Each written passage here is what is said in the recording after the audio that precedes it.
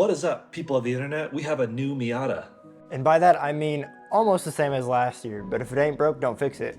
It feels like a new iPhone iteration, which carries the metaphor well because Miata just got USB-C.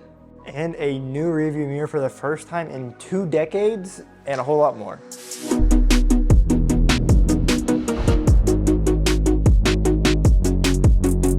All right, well, let's dive right in. We're going to talk about the changes, what's missing, and then we'll give our hot takes. It's me and Austin, Flywheel Films here, reviewing some news, which we've never actually done before, but I thought it'd be kind of fun because there's new Miata news.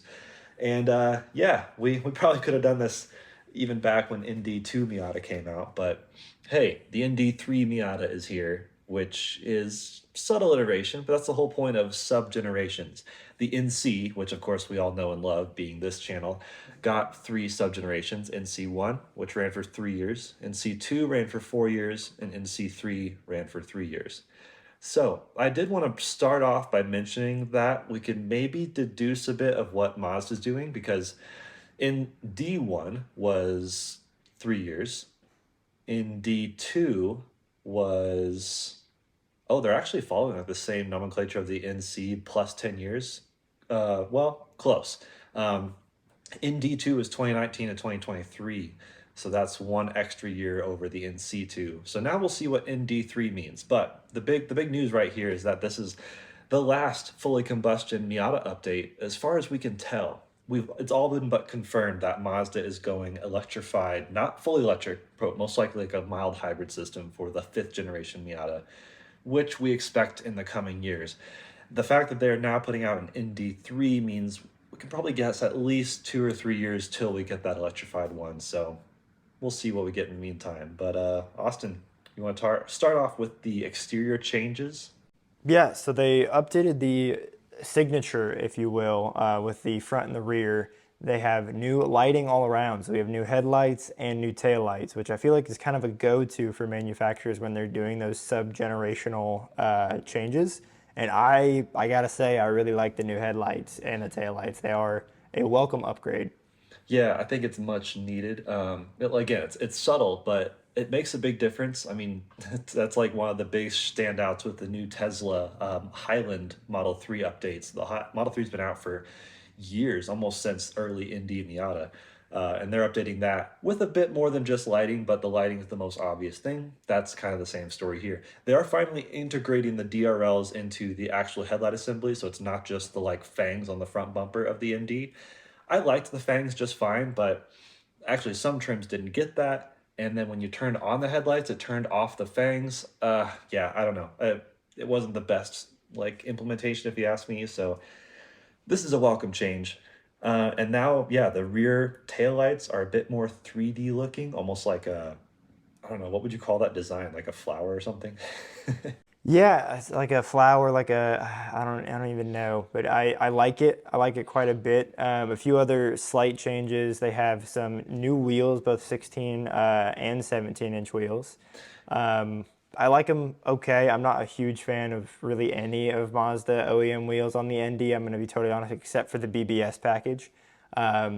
But I think it'd be cool to see those on the road. And then there is an additional color, which is a gray, big whoop, another gray. How lovely. Yeah, so the new gray is Aero Gray Metallic, which, yes, on one hand, another gray. Why? We would love a new color, like an actual color. But on the other hand, Austin, this Aero Gray Metallic is kind of silver, like a cool looking, almost aerospace silver. So does that change your opinion? Yes, actually, I love silver cars. Gray cars, they're fine, they're good. But my favorite color, speaking of Model 3, on the Model 3 was the silver metallic that it came in for only like, I think 6 months before they discontinued it. I had a silver Celica that I absolutely adored. I love the NC Miata in a silver. So it'll be cool to see a new lighter gray, because I feel like I see a lot of darker gray NDs out there. Yeah. So light silver, dark or light gray, dark silver could be a welcome addition. However, it would be cool to get like a cool blue or something.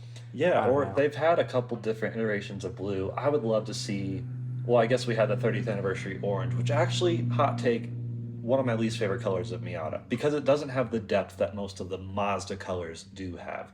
I'd Yep. love to see like an iteration Soul of red. green. Well, yeah, Soul Red's amazing, and I'm glad they still have that. And actually, it kind of looked like a new red from the photos, but I don't know if that's actually confirmed because we've seen Soul Red in two iterations on ND1 and ND2. Of course, you have Soul Red on your Mazda CX-5 second generation, so lovely color.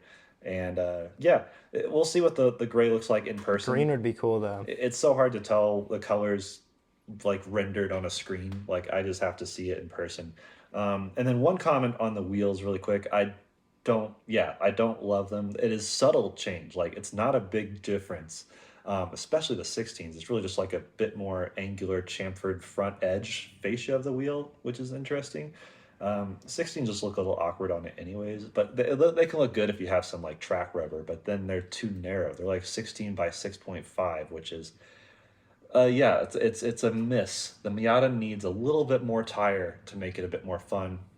Also a bit more suspension. They did improve the suspension. I think it was 2022 with that ND, which is kind of it wasn't ND3, but it was like an ND2 update where they improved the suspension dampening. That was a nice thing to have. So we'll see if this has any change, but it still needs sway bars and coilovers. Slam it, add some aero, wider wheels, we're set, and modify it as we say. That's really all you need. You just need those few things, and then it's perfect. And then so exterior, I do want to call out, unlike the previous sub-generational changes we saw in the NC generation, where we got like a whole new bumper, there are no bodywork changes to the ND3 compared to the ND2. I think the only one, if you can call that a bodywork change, is that front bumper change where they're removing the DRLs and adding in those Yeah, sensors. I bet it's a different. Which I don't know, Jordan, how you feel about I that. bet I it's a think different part number. Like I'm sure it is slightly different, and it might be one of those things where kind of like the NC subgenerations, which we'll do a whole video on the NC subgenerations. If you guys want to see that, leave a comment below to explain all the minute differences when you're shopping, etc. But yeah, with the NC. The NC2 and NC3 bumpers are actually interchangeable, whereas the NC1, there's slight differences, especially with the headlight assembly and such. So, yeah, I'm curious how that would be. Like, can existing ND1 or ND2 customers, what's the opposite of retrofit? Upgrade to the new bumper?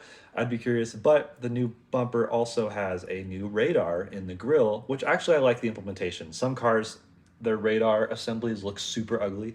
This one doesn't really bother me. It looks kind of cool, and that gives you radar cruise control, which we'll get to later. So let's switch gears to the interior, which is a bit well. The exterior was pretty subtle. The interior is also pretty subtle, but improvements where it needs to be. I guess if I go back to the iPhone iteration we talked about in the intro, like a new iPhone every year, it's very minor improvements. Honestly, iPhone 15 doesn't look that much different than iPhone 12. But every year did get a little bit better, and people didn't complain about it initially anyways, so we'll take it. So with the interior, we have a new screen, 8.8 inches, which is up from 7 inches. The 7-inch one was looking pretty dated, especially alongside other Mazda lineup cars that had bigger CarPlay and stuff. So this will have a bigger instance of CarPlay or Android Auto, and thinner bezels. Thank God. The ND bezels looked so bad. Like, why does my aftermarket radio in the NC look better than the ND factory one? That's not a good look. And then there's another thing with actually not even minimized bezels, but gone completely. The review mirror, like I mentioned in the intro, is all new for the first time since, what was it, 2011? 2009.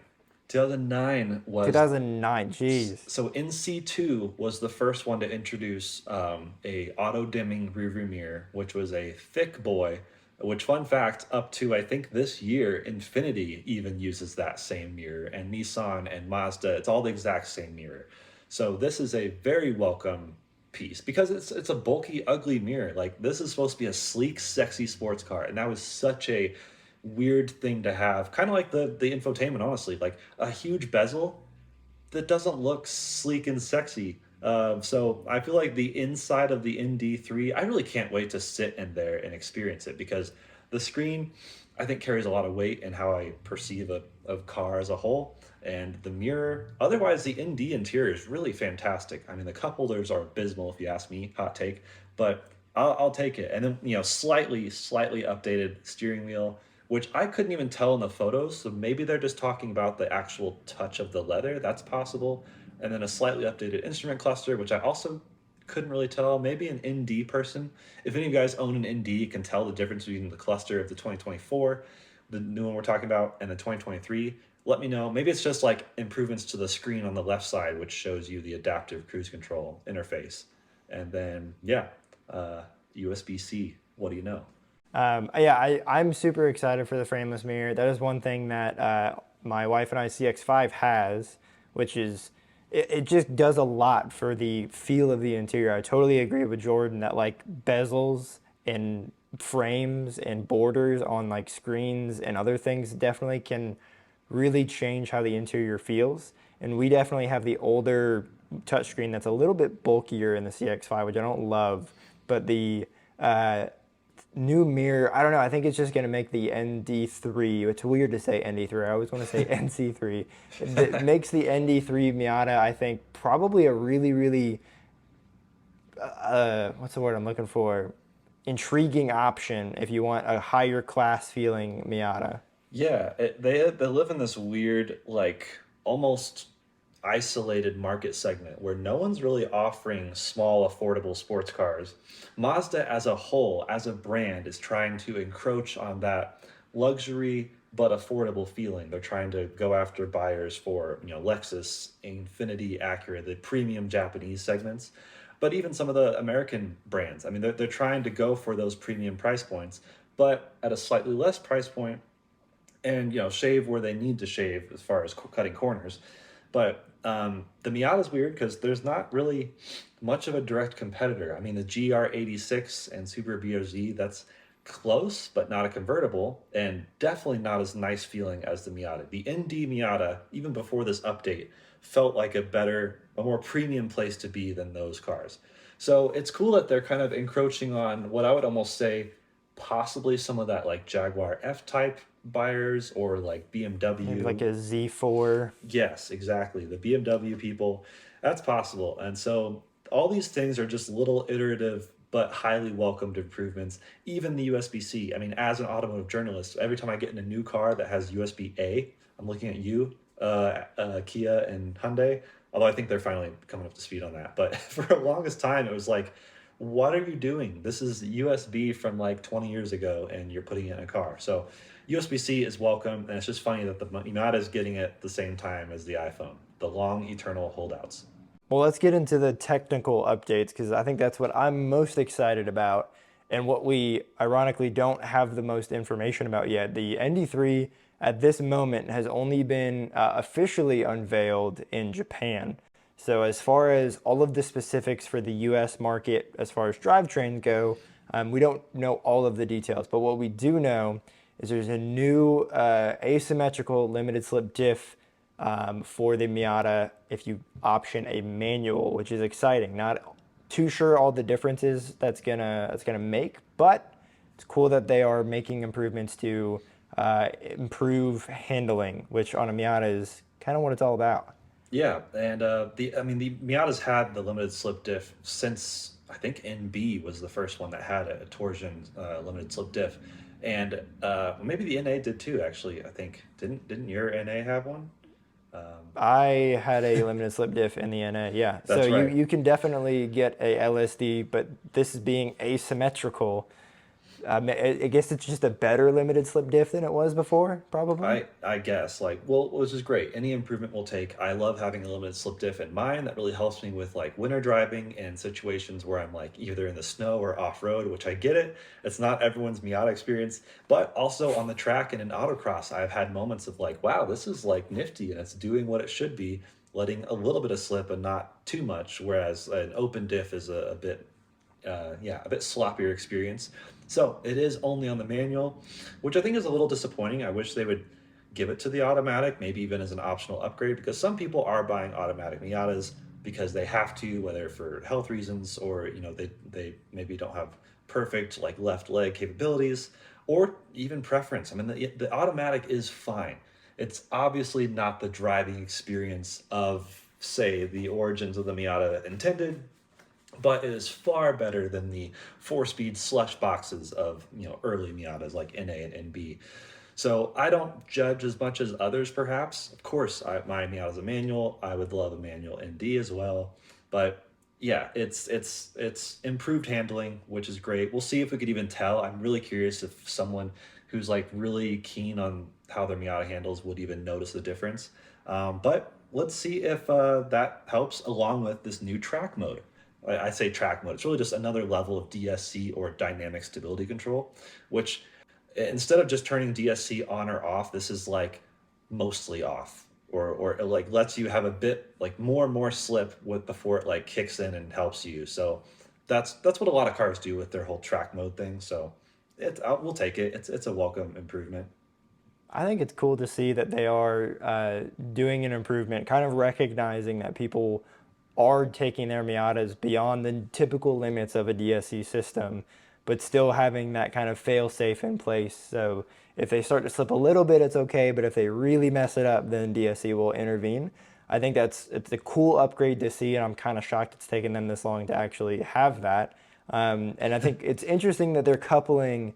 There's three handling improvements to the ND3. So you have the asymmetrical LSD, you have the upgraded DSC system for track mode, and then you have a electronic power steering upgrade as well.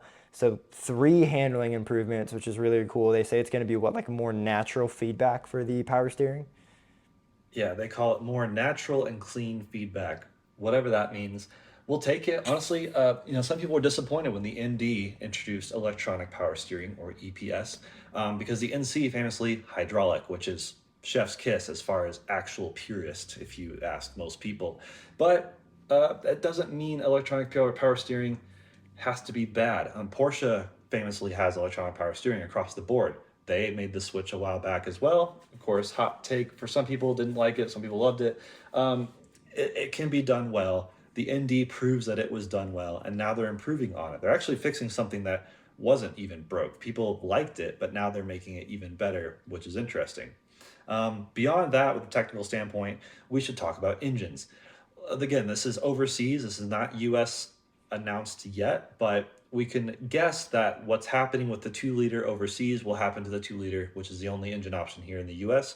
And all it is a tune, a better tune on the 2 liter, which, according to some sources, says basically improved like throttle response, which is great. I just did a tune on my NC Miata, of course, not factory, but improved my throttle response, which improved just every moment in the car, honestly. So that's welcome. And then the 1.5 liter does get a slight bump in power on a higher octane, like 4 horsepower, and also an improved tune.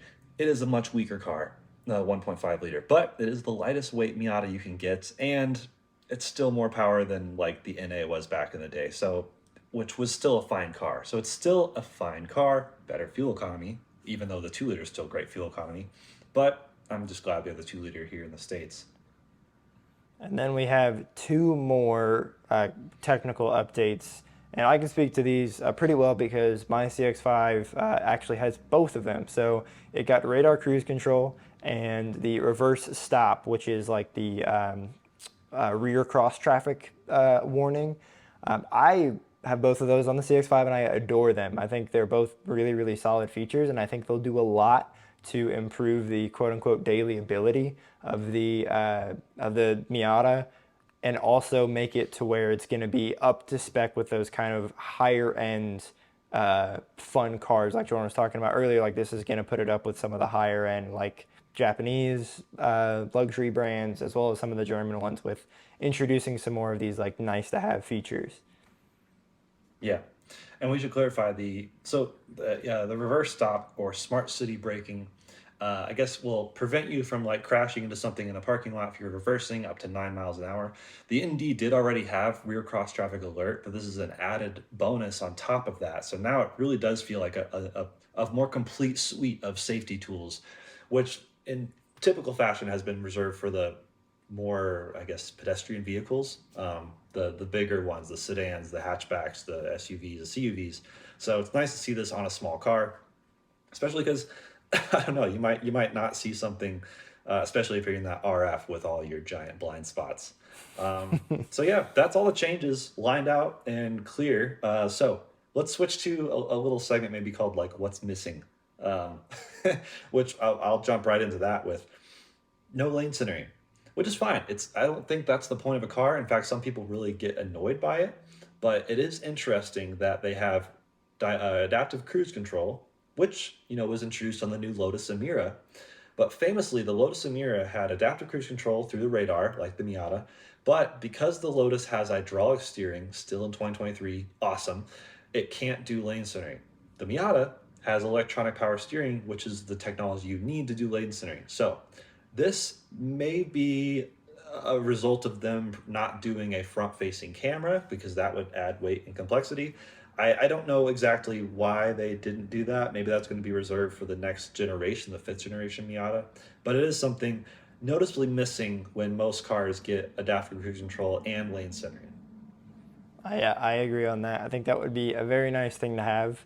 I don't think Mazda just historically has.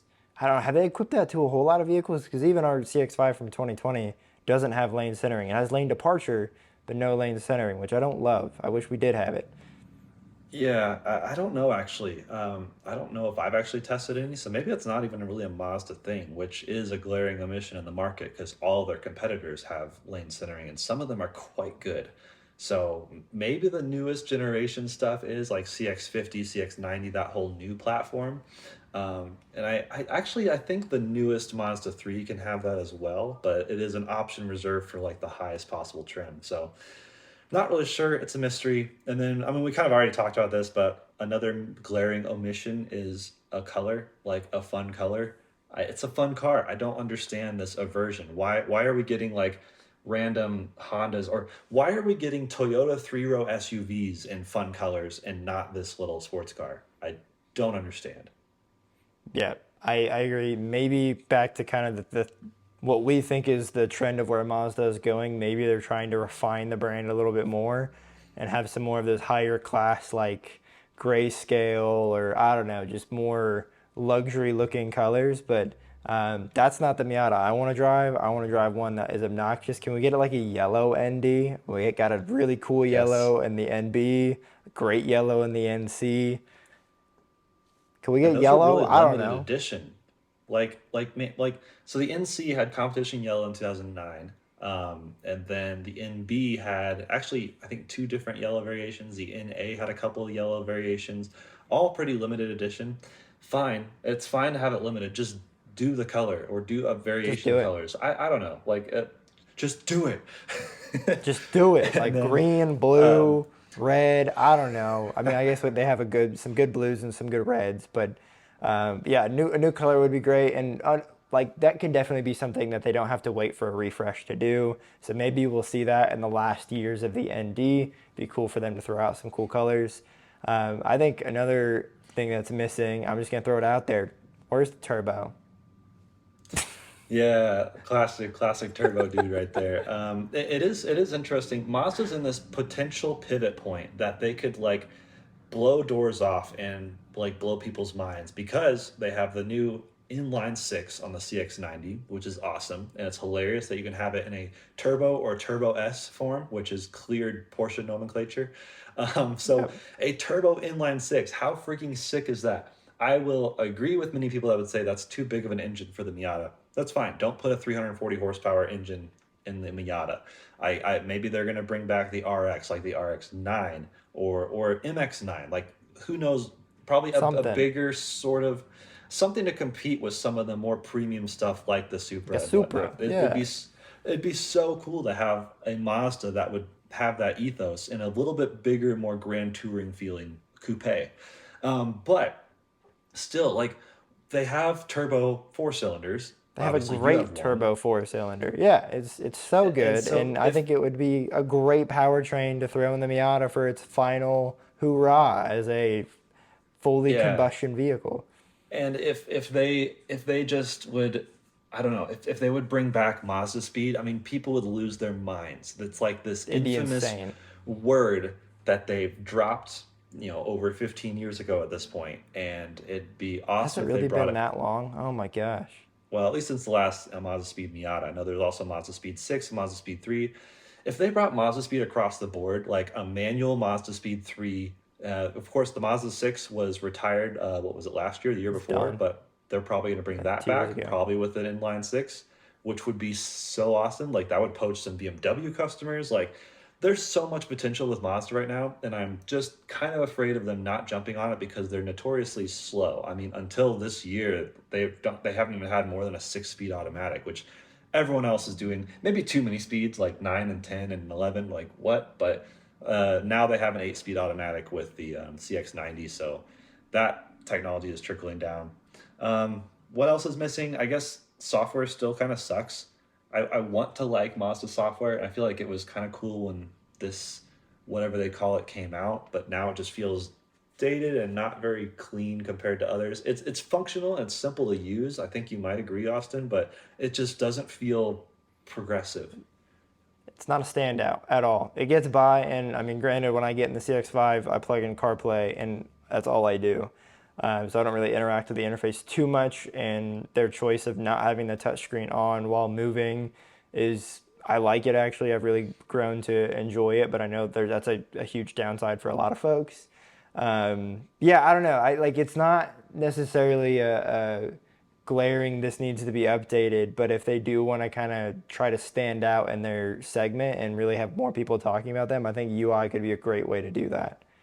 Yeah, which could be both screens, honestly. Now you have some digital screen in the driver cluster, but also the new screen in the middle, which is now bigger. So you could do an overhaul and people would be pretty happy, I think. It doesn't need to be completely different, just a new iteration, new updates to bring it up to feeling like future proof, like not even modern, like jump into the future a little bit, do something a little bit edgy and see what people say.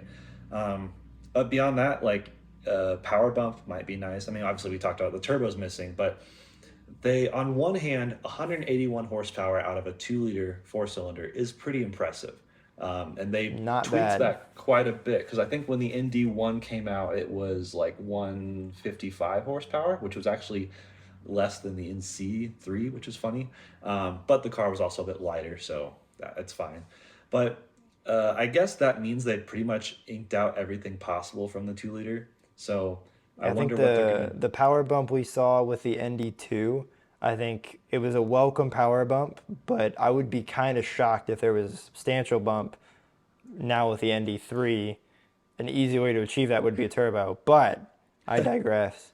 I think Well, that yeah, the fifth generation Miata is going to be electrified. I think Mazda's all but confirmed that. So, which probably means mild hybrid, because if I'm thinking of a way to electrify it while keeping weight down, a mild hybrid system helps give you a bit more horsepower and torque without adding a ton of weight. It does add some complexity as well, but I think that is a way to get them a bit better emissions, which that's why this is happening because of emissions requirements from the top down.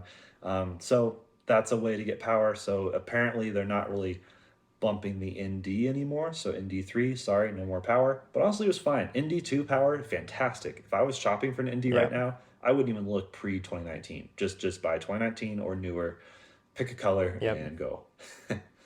And let's be real too, the with the electrification of the Miata coming, Mazda doesn't have a great track record of fully electric cars. So I think we're a decent ways away from a quality fully electric Mazda Miata. I would be excited to see it in the mild like hybrid form because that increased torque you get with electric motors could be very, very fun in a small Yeah. car. And that's something that we have yet to see outside of like little electrified hatches. I Yep. don't think we've ever seen a hybrid roadster. Correct me if I'm wrong, Jordan. I don't think there's one out. Yeah, I mean, we've seen like fleeting glimpses of hybrid fun things like the CRZ. That was the only hybrid you could get in a manual, which is kind of interesting. But you're right, we haven't seen much of attention to the small sports car lovers paired with emission improvements and electrification. Obviously, the Tesla Roadster was a thing. The new one was unveiled 4 years ago, still not out. And then the Polestar, what is it? The Polestar 7 will be coming out, and that is probably going to be, I mean, it's the Polestar O2 concept in production. That'll be an electric roadster, probably pretty expensive. The electric Boxster is coming out in the next year or two. So there are things coming. Mazda, as we can assume, will be behind the curve. I mean, they have one EV, the MX-30, which is absolute trash. Actually, I really like it, but it's not a good EV at all. The one to get would be the range extender, which is cool because it's an EV and a rotary, so that's kind of sick. But yeah, we famously didn't really thrive with that. It was really a California only car, and the journalists ripped it to shreds. Our friend Kyle Connor said it was the worst EV of the year.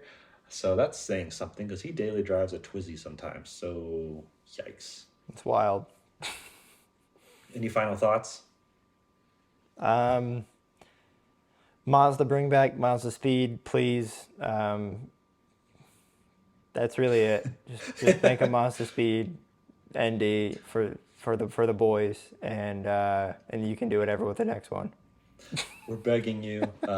Yeah, but glad to see some improvements. I think they've helped. They've brought a couple things that are. I mean, really, all of these are clear improvements. They're small-ish, but I think added up, like I didn't realize how much there was until I started compiling this list, and I was like, oh, that's actually a lot of nice touches that just make it a whole better thing. So great on them. Would have been nice to see some new colors, but maybe they will send the ND out. You know, this is the 2024 that we're talking about, ND3, which I don't even know when we'll get it in the US. So it might be 2025 before we get ND3, and then maybe we'll only get two ND3s until the electrified one comes out. Maybe this is in response to the electrified one being delayed, so the 5th gen Miata might be a bit of a ways away. They might skip a year. The NB was after a year skipped, so there is no 98 Miata. It was 97, then 99. Who knows what the future holds? If you have any guesses, throw them in the comments below. It'd be fun to watch the comments and then look back on these comments when future stuff comes out and be like, ooh, look who was right, look who was wrong. We have guesses. We've kind of explained some of them, wish list items, but hey, cool, new improvements, we'll take it. Now we just need to get Austin into a Miata. So that's a wrap. What did y'all think of this type of content? This is very new for Jordan and I to cover pressing news. We do have a podcast channel if you like hearing us dialogue. We have a backlog of podcasts. It's out of date. We haven't posted on it in a while, but that will be changing. So feel free to check that out. It's the Flywheel Film Show anywhere you listen to podcasts. We need to ramp up the podcast for sure because that was really fun, and we did it fairly consistently for a while. So we should go back on that. I consume so many podcasts, so I just kind of want to be a part of that world. So yeah, that's it. Thanks for watching and listening. Leave a like, maybe subscribe, a rating if you're listening to the podcast. And yeah, we'll see you in another video very soon. There's a lot of stuff coming on the Miata. Austin's got some GX stuff coming up. We're trying to get him into a Miata. So leave a comment below with what Miata you want Austin to buy.